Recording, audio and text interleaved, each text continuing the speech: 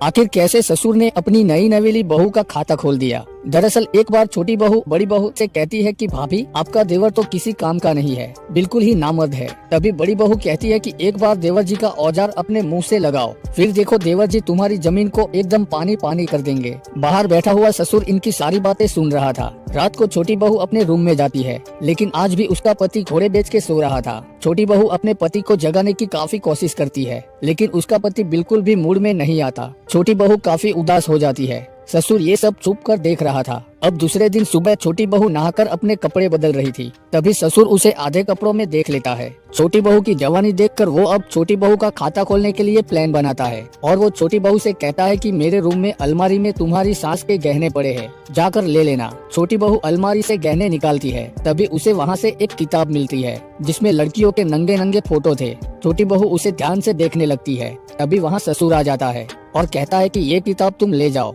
रात को इसे ध्यान से देखना, तुम्हें मजा आएगा। रात को छोटी बहू किताब को ध्यान से देखती है और वो काफी उत्तेजित हो जाती है। अब उससे रहा नहीं जा रहा था। इधर ससुर भी किताब देखकर अपना मन बहला रहा था। तभी छोटी बहू वहाँ आ जाती है और कहती है असली खुशी किताबों में नहीं, अपने पार्टनर के साथ आती है। अब दोनों एक दूसरे को बाहों में भर लेते हैं और बरसों से सूखी पड़ी छोटी बहू की झील को आज उसका ससुर पानी पानी कर देता है। दोस्तों ऐसे ही वीडियोस देखने के लिए चैनल को सब्सक्राइब करें।